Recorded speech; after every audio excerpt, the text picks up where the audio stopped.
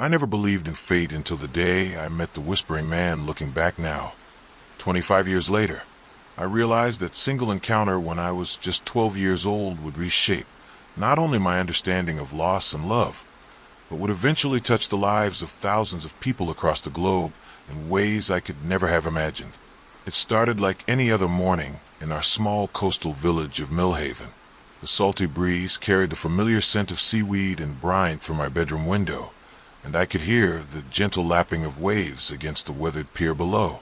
But there was something else, something that had become as routine as the sunrise itself, the sound of oars cutting through water. Every single morning, without fail, at exactly 6:47 a.m., I would hear that rhythmic splash. It was so consistent that I had begun using it as my alarm clock. My mother often wondered why I woke up so early during summer vacation, but I could not bring myself to tell her the truth. I could not explain that I had become obsessed with watching the most mysterious man in our village, Old Marin. The villagers had many names for him. Some called him the Mad Roar. Others whispered that he was the Sea Witch's servant. The children, with their innocent cruelty, simply called him the Whispering Man. But regardless of what they called him, everyone agreed on one thing. He was completely and utterly insane. From my bedroom window on the second floor of our cottage, I had the perfect view of the bay.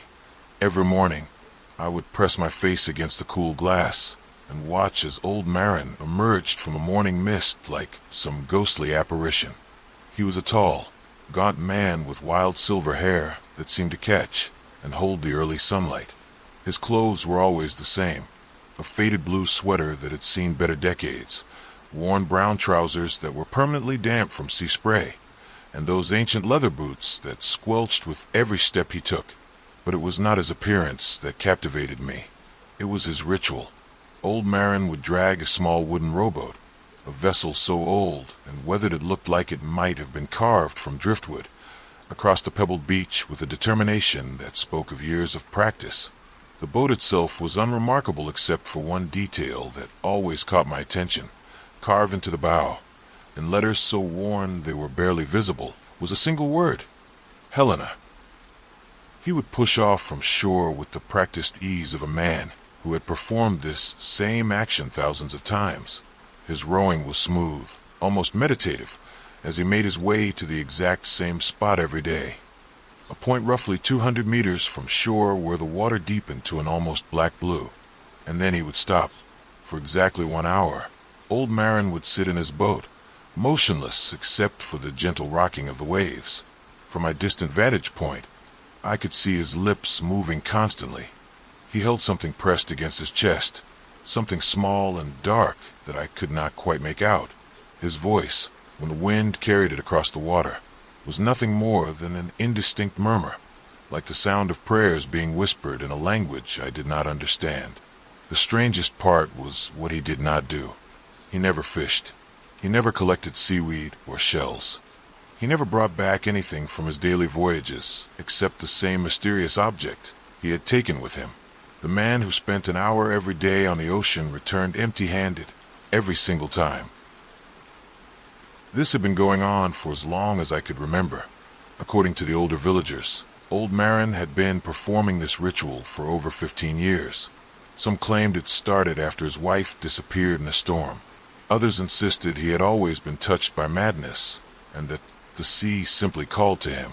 The more superstitious residents whispered that he was communing with sea spirits or trying to cast ancient curses on his enemies. But I knew there was more to it than that. Something in the way he held himself during those morning vigils spoke of a profound sadness rather than madness. There was a reverence in his posture, a gentleness in his movements that suggested purpose rather than insanity.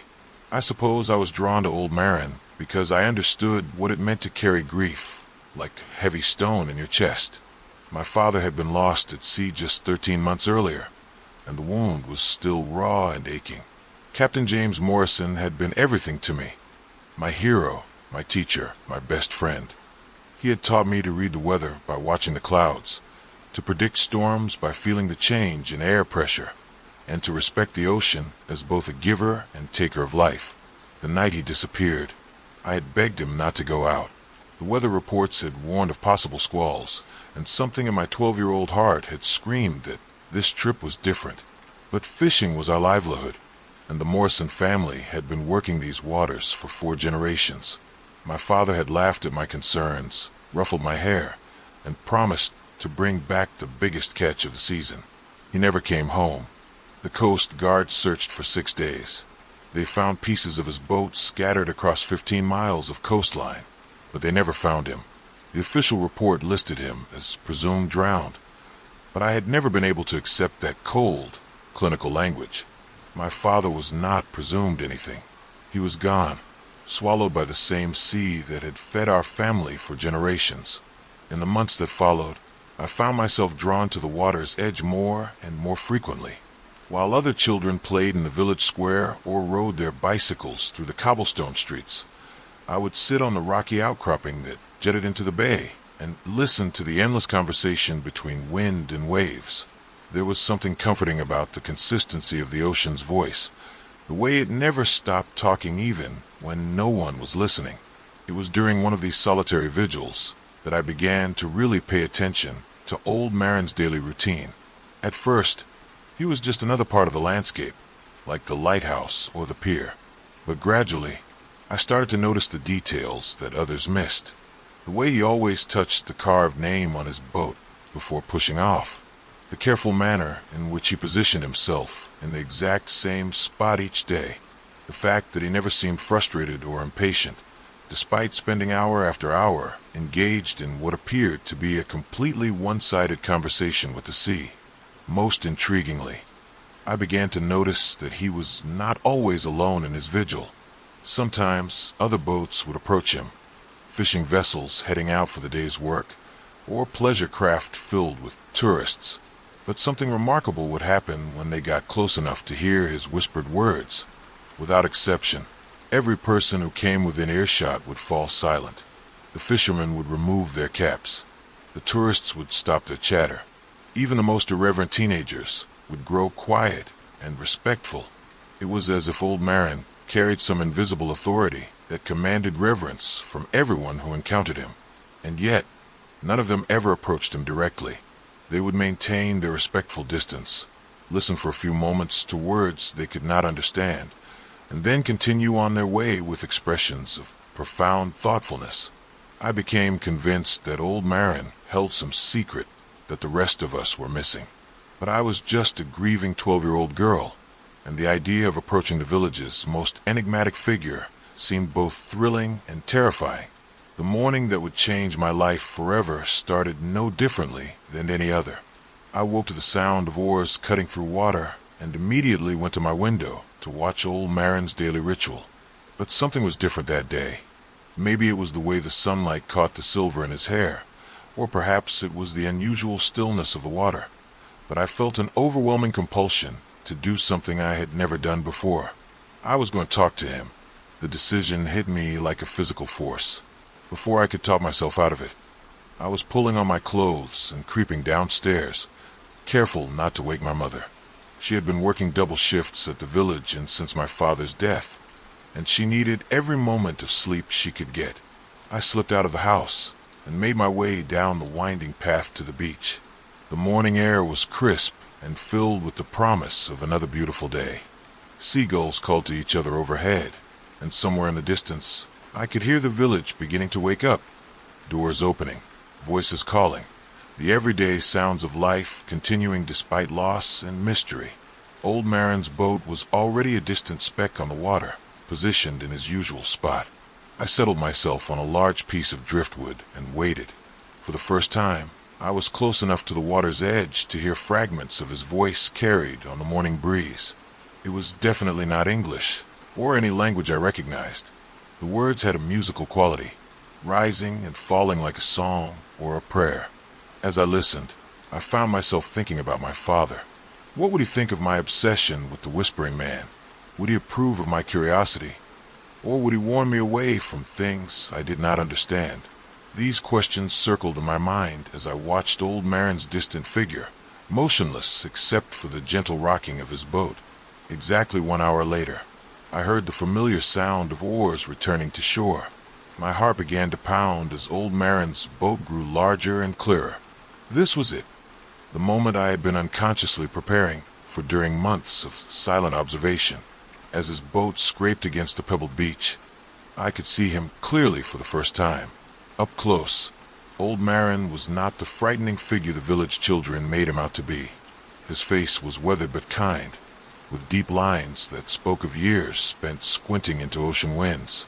His eyes were the most unusual shade of gray-green, exactly the color of storm clouds over deep water. But it was what he held in his hands that made me gasp out loud. It was a small, leather-bound notebook, so worn and handled that it looked like it might fall apart at any moment. The cover was stained with salt water and bleached by years of sun exposure. Pages stuck out at odd angles, and the binding was held together with what appeared to be fishing line. Old Marin looked up and saw me sitting on the driftwood. For a moment, we simply stared at each other, the village's most mysterious resident and the grieving daughter of a lost fisherman. I expected him to be angry or annoyed by my presence. I expected him to tell me to go away and mind my own business. Instead, he looked surprised. Not upset, not defensive, just genuinely surprised that someone was there waiting for him. "You are James Morrison's daughter," he said. His voice was rough from years of salt air, but there was unexpected gentleness in it. "I am sorry for your loss." The kindness in his words nearly undid me. I had grown tired of people's sympathy, tired of the way they looked at me with pity and spoke in hushed tones about poor little Clara. But there was something different about the way old Marin spoke. His sympathy felt genuine rather than obligatory. "Why do you whisper to the sea?" I asked, the words tumbling out before I could stop them. He tilted his head, studying me with those storm-colored eyes. "You have been watching me." It was not a question, and I saw no point in denying it. "Every morning for months." "And what do you think I am doing out there?" I considered the question seriously. "I think you are talking to someone who cannot talk back." Something shifted in his expression, surprise giving way to something that might have been approval. He secured his boat with practiced movements, then walked over to where I sat on the driftwood. Up close, I could see that the mysterious notebook was even more damaged than I had realized. The leather cover was soft with age and wear, and I could see the edges of countless pages peeking out from between the covers. "You are not afraid of me," he observed. "Should I be? The other children think I am mad. My father used to say that the difference between madness and wisdom is sometimes just a matter of perspective." Old Marin smiled then, the first genuine smile I had ever seen on his face. It transformed his entire appearance, erasing years of solemnity and revealing the kind man beneath the mysterious exterior. "Your father was a wise man," he said. "I knew him, you know. Not well, but we spoke occasionally at the pier. He always asked about my wife." "Your wife, Helena. She has been gone for 16 years now, lost in a storm much like the one that took your father." The pain in his voice was unmistakable, and I felt an immediate kinship with this strange man who carried his grief out to sea every morning. We sat in comfortable silence for several minutes, watching the waves roll endlessly toward shore. Finally, old Marin spoke again. "Would you like to know what I really do out there every morning?" I nodded, unable to find my voice. He held up the battered notebook. "This contains names, hundreds of them, people who have been lost to the sea, forgotten by time, remembered only by those who loved them. Some of the names are from our village. Some come from letters sent to me by strangers from around the world. And some," his voice grew quiet, "some are names I have collected from old maritime records, ship manifests, cemetery registers, people who died alone with no one left to speak their names." I stared at the notebook, trying to process what he was telling me. "You remember all of them?" "Every single one. I speak their names aloud, so they are not truly gone. The sea took them, but it also listens. And as long as someone remembers, as long as someone speaks their names with love, they are not really dead." The simplicity and profound beauty of his mission hit me like a wave. This man, who the village had dismissed as crazy, was performing perhaps the most important work imaginable, keeping the memory of the lost alive. Is my father's name in there? I whispered. Old Marin opened the notebook and flipped through pages covered in careful handwriting. Names filled every available space, some written in fading pencil, others in various inks that spoke of years of editions. Finally, he found what he was looking for and turned the book so I could see. There, in old Marin's careful script, was my father's name. Captain James Morrison, age 41, lost November 15th, beloved father and husband. Tears began streaming down my face as I read those words. For months, I had felt like my father was disappearing from the world, his memory fading as life moved on without him. But here was proof that someone remembered. Someone cared enough to speak his name to the sea every single morning. He was a good man, old Marin said gently, the kind of man who deserves to be remembered. Could I come with you tomorrow morning? I asked through my tears. Old Marin studied my face for a long moment. It is not an easy thing, speaking the names of the dead. Sometimes the grief can feel overwhelming.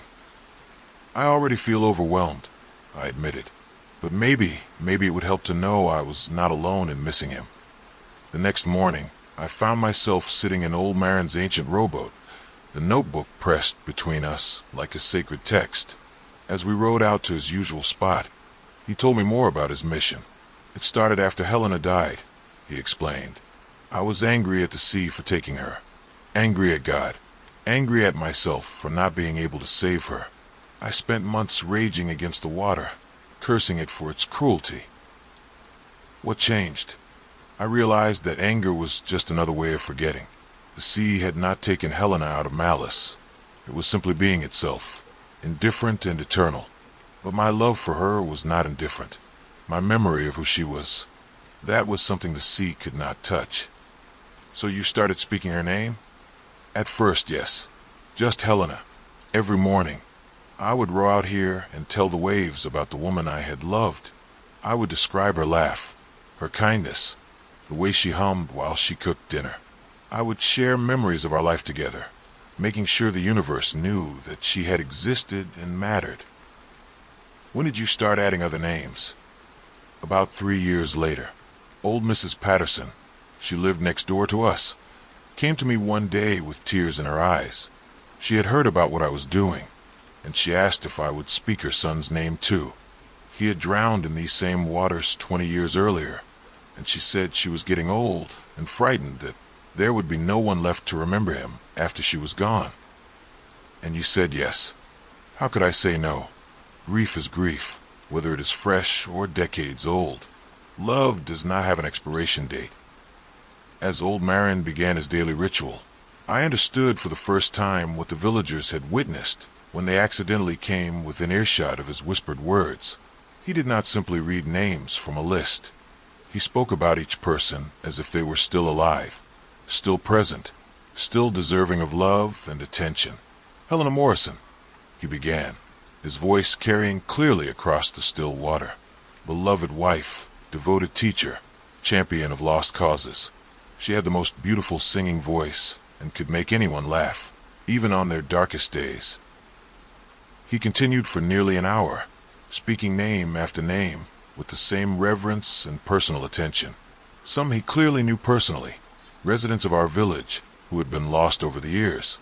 Others were strangers whose stories had somehow found their way to him through letters, phone calls, or internet messages from people around the world who had heard about his mission. When he reached my father's name, old Marin paused and looked at me. Would you like to speak for him today? With a voice shaking with emotion, I told C about Captain James Morrison. I described his terrible jokes, his love of storms, the way he sang off-key sea shanties while mending nets. I talked about how he had taught me to tie sailors' knots and identify constellations. I shared memories I had been too afraid to speak aloud since his death, terrified that voicing them would somehow make his absence more real. But speaking his name and celebrating his life while surrounded by the endless ocean that had taken him felt like the most natural thing in the world. For the first time since his death, I felt connected to him rather than separated by loss. Word of my morning voyages with Old Marin spread quickly through our small village, as gossip always does in close-knit communities. Some people thought my mother was irresponsible for allowing me to spend time with the mad rower. Others worried that my grief had driven me to dangerous behavior. But something interesting began to happen. People started approaching me with questions about what Old Marin actually did during his daily vigils. When I explained his mission, speaking the names of the lost to keep their memories alive, the reactions were not what I expected. Instead of dismissing him as crazy, people began to see Old Marin's work as profoundly meaningful. Widow Patterson, who had been the first to ask him to remember her son, began telling others about his kindness. Soon, more villagers were approaching him with their own requests. Maria Santos asked him to remember her brother, lost in a fishing accident 5 years earlier. The Hendersons wanted him to speak the name of their infant daughter, who had lived only 3 days, but had been loved beyond measure. Even Reverend Walsh, initially skeptical of what he called pagan rituals, eventually asked Old Marin to include his father, a merchant marine who had died in World War II. The notebook grew thicker as more names were added. Old Marin had to extend his daily vigils to accommodate all the new additions, and I noticed that other villagers had begun joining us occasionally, not every day, and never in large groups, but there was something powerful about speaking the names of the lost while surrounded by the vast indifference of the ocean. One morning, about 6 months after I had first approached Old Marin, we arrived at our usual spot to find 3 other boats already there. The occupants sat quietly in their vessels, waiting respectfully for the daily remembrance to begin. No one spoke. There was an unspoken understanding that this was a sacred time that should not be interrupted by casual conversation. As Old Marin began reciting the names, I noticed something remarkable happening. When he spoke about people the other listeners had known, they would nod or smile, or sometimes wipe away tears. When he mentioned strangers, names sent from other countries or other centuries, they listened with the same respectful attention, honoring lives they had never encountered, but recognizing the universal nature of love and loss. After the names were spoken, the boats would disperse quietly, and everyone would go about their daily business. But there was a sense of community that had not existed before, a shared understanding that we all carried grief, and that sharing that burden somehow made it more bearable. Old Marin, who had been treated as an eccentric outsider for years, suddenly found himself at the center of something approaching a movement. People would stop him on the street to ask about adding names to his notebook. Others would share stories about their own lost loved ones, creating an informal network of mutual support and remembrance. But it was not just our village that began to take notice. The transformation of Old Marin from village oddity to respected keeper of memories might have remained a purely local phenomenon, if not for a chance encounter with the visiting journalist. Sarah Chun was writing a travel article about hidden gems along our coast when she witnessed one of our morning remembrance ceremonies. Intrigued by what she had observed, Sarah approached me after the ceremony to ask questions. I was now 13 and had become something of an unofficial spokesperson for Old Marin's mission, since he preferred to let his actions speak rather than his words. I explained the history of the notebook, the daily vigils, and the way our community had embraced this ritual of remembrance. Sarah was fascinated by the story and asked if she could interview Old Marin and observe several more ceremonies before writing her article. The piece she eventually published was not the light-hearted travel feature she had originally intended. Instead, it was a profound meditation on grief, memory, and the human need to be remembered after death. She called it The Whispering Man, how one grieving widower created a global movement of remembrance. The article was picked up by several major publications and shared widely on social media. Within weeks, Old Marin began receiving letters from around the world, people asking him to add their loved ones' names to his notebook. At first, it was just a few letters per week. A woman from Australia whose son had died in a surfing accident. A man from Japan whose wife had been lost in a tsunami. An elderly couple from England whose grandson had died of cancer at age 7. But as word continued to spread, the volume of requests grew exponentially. Soon, Old Marin was receiving hundreds of letters, emails, and packages each month. Some contained simply a name and a date. Others included lengthy stories about the lives of the deceased, complete with photographs and personal mementos. The notebook, which had started as a personal memorial to Helena, evolved into something much larger.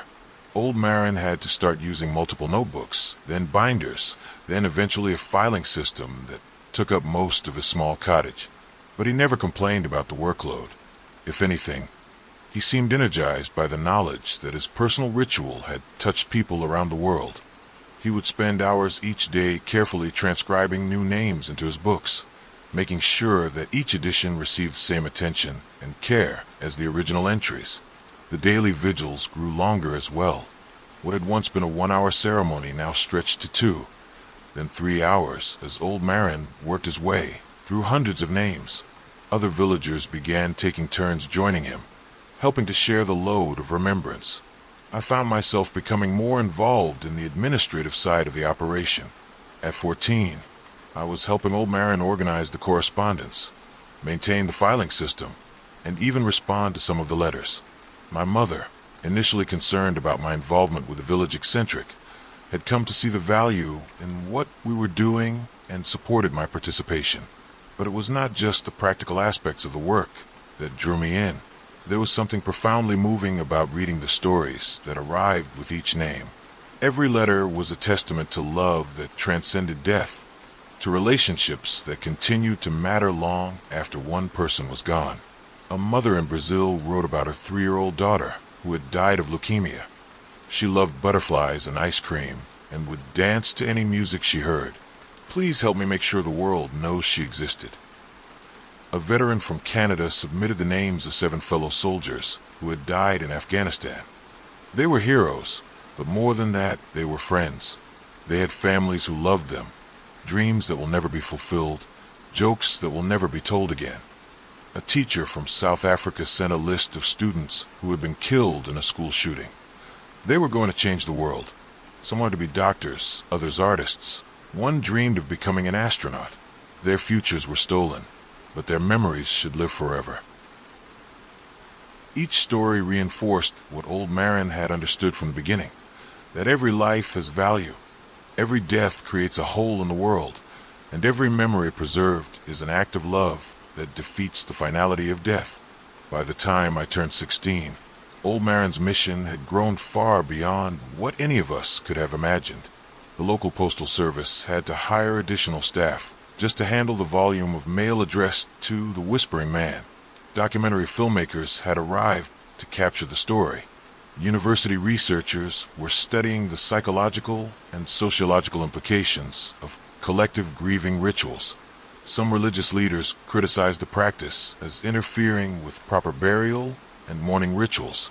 A few government officials questioned whether old Marin needed permits or licenses to operate what they termed a memorial service business, despite the fact that he never charged money or accepted donations. More troubling were the occasional letters from people who seemed to view old Marin's mission as a substitute for proper mental health care. Individuals dealing with complicated grief, severe depression, or other serious issues would write asking him to solve problems that were far beyond the scope of what his ritual could address. Old Marin was deeply concerned about these letters. He began including information about grief counseling resources with his responses, and would often suggest that people seek professional help while also honoring their loved ones through remembrance. "We must be careful," he told me one evening as we sorted through the day's correspondence. "The work we do is meaningful, but it is not magic. It cannot heal every wound or solve every problem. Some people need more help than we can provide." The physical demands of the expanded mission were also taking their toll. Old Marin was now in his 70s, and the daily boat trips were becoming more challenging. The notebooks had grown so numerous that it took nearly 4 hours each morning to speak all the names. His voice would often be hoarse by the end of each session. I suggested that we recruit more volunteers to help with the daily ceremonies, but old Marin was reluctant to dilute what he saw as a personal commitment. "These people trusted me with their most precious memories," he said. "I cannot simply hand that responsibility to others." but I could see that the workload was becoming unsustainable. Old Marin was losing weight, sleeping poorly, and showing signs of exhaustion that worried everyone who knew him. The solution came from an unexpected source. A young man named David Kim had grown up in our village, but moved away to attend college in the city. His younger sister had died of cancer several years earlier, and her name was among those in Old Marin's original notebook. David had been following the growth of the remembrance movement through news articles and social media, and when he graduated with a degree in computer science, he returned home with a proposal. "Mr. Marin," he said during a visit to the cottage where we sorted mail, "what you have created is beautiful and important, but it is also limited by physical constraints. What if we could find a way to preserve and share these names with people around the world?" His idea was to create a digital memorial, a website where the names and stories could be preserved permanently and accessed by anyone anywhere. Families could submit their loved ones' information online, and visitors could search for specific names or browse through the collected memories. Old Marin was initially skeptical of bringing technology into what had always been a deeply personal, physical ritual. But David explained that the website would not replace the mourning ceremonies. It would simply extend their reach and ensure that the names would be preserved even after Old Marin was no longer able to continue his daily vigils. "Think of it as a way to make sure the names are never lost," David said. "Even if something happens to the physical notebooks, even if the mourning ceremonies have to end someday, these memories will continue to exist." After much consideration, Old Marin agreed to the project. David spent the next 6 months creating a beautiful, simple website called Names on the Water. Each entry included the person's name, dates of birth and death when available, and the story submitted by their loved ones. Visitors could read about the deceased, leave their own memories, and even submit new names for inclusion. The response was immediate and overwhelming. Within the first week of the website's launch, it received over 50,000 visitors. People began submitting not just names of the recently deceased, but also historical figures, forgotten relatives, and others whose memories they wanted to preserve. The website became a global gathering place for people dealing with loss. Support groups formed around specific types of grief: parents who had lost children, children who had lost parents, survivors of accidents and disasters. The comment sections became spaces for mutual support and shared healing. But Old Marin insisted that the digital memorial supplement not replace the physical ritual of speaking names to the sea. Every morning, he continued his boat trips, working through as many names as his voice could handle. The website allowed people to request that specific names be included in upcoming ceremonies, creating a bridge between the global community and the local ritual. As Old Marin entered his late 70s, he began talking more frequently about the future of his mission. He knew that he would not be able to continue the daily boat trips indefinitely, and he was concerned about what would happen to the remembrance ritual after his death. "I am not afraid of dying," he told me during one of our evening sorting sessions, "but I am afraid of all these names being forgotten again." I was now 18 and preparing to leave for college, but I found myself reluctant to abandon the work that had become such a central part of my life. The mourning ceremonies had evolved into something more than just a memorial service. They had become a form of meditation, a way of connecting with something larger than myself, a daily reminder of the preciousness and fragility of human life. What if I stayed? I asked Old Marin one day, "What if instead of going to college, I learned everything you could teach me about this work?" He shook his head firmly. "You must live your own life, Clara. This work is important, but it should not become a prison that prevents you from experiencing everything the world has to offer." But he did agree to spend my final months before college teaching me everything he could about the philosophy and practice of remembrance. These lessons were not just about the practical aspects of maintaining the notebooks and organizing the ceremonies. They were about understanding the deeper meaning of what we were doing